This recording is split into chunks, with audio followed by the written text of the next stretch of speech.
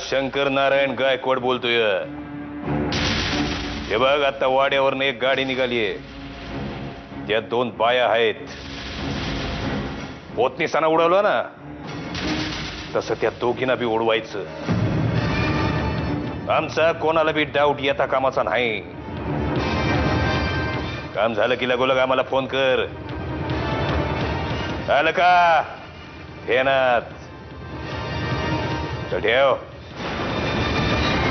मुक्ता, मुक्ता, मुक्ता कुठे आहेस तू?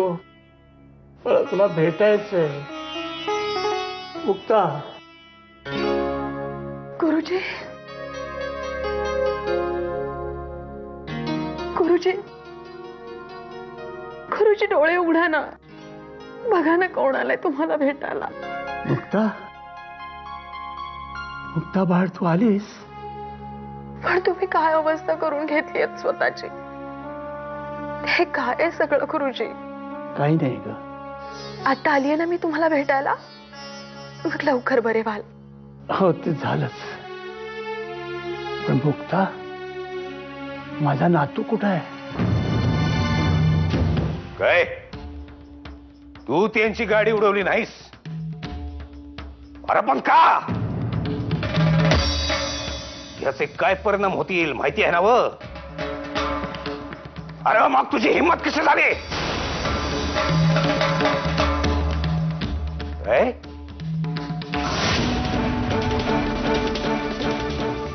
देवेंद्र, त्यांची गाडी उडवण्यापासून सावतीला तू थांबवलंस? हो बा। अरे काय केलंस तू? हे हाताशी आलेली चांगली संधी हुकवलीस। आबा, निर्जात त्याच्या जीवाला धोका झाला असता। अरे वाय, आम्हाला शिकवायची काही बी गरज नाही। मुक्ता, हा, मला तुला काहीतरी सांगायचंय। बोला ना गुरुजी।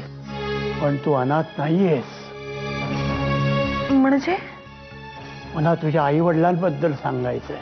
तुम्ही माझ्या आई बाबांना ओळखता गुरुजी?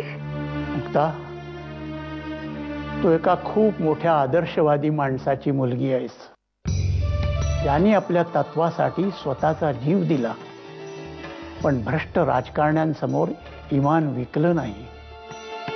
हाडाचे पत्रकार होते ते।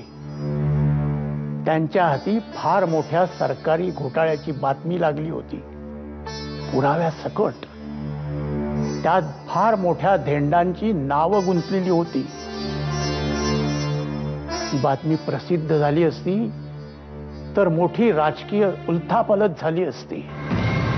आता कुठेत मुक्ताचे वडील आणि तिची आई? हिच्या वडिलांचं अपहरण झाल्यानंतर हिच्या आईलाही धमक्या येऊ लागल्या।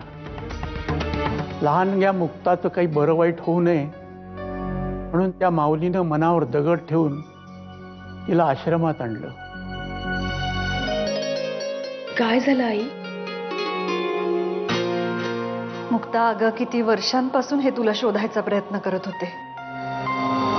तेव्हाच सापडली असतीस तर तुझ्यावर ही वेळच आली नसती। आई काय झालं? असं का बोलताय? यांचे खूप जवळचे मित्र आणि आमच्या व्ही न्यूज चॅनलचे पार्टनर होते, अनंत मोहिते। आणि मुक्ता, आता आमचा तो शोध संपलाय। म्हणजे? आता अनंत मोहितेंचा खरा वारस कोण ते मला कळलंय। मोहितेंना एकुलती एक मुलगी होती आणि ती दुसरी तिसरी कुणीही नसून तू आहेस मुक्ता। आणि तुझी जबाबदारी माझ्याकडे। तेव्हा रुद्रला तुझ्याकडे परत आणून मी तुला न्यायही मिळवून देणार आहे। आई,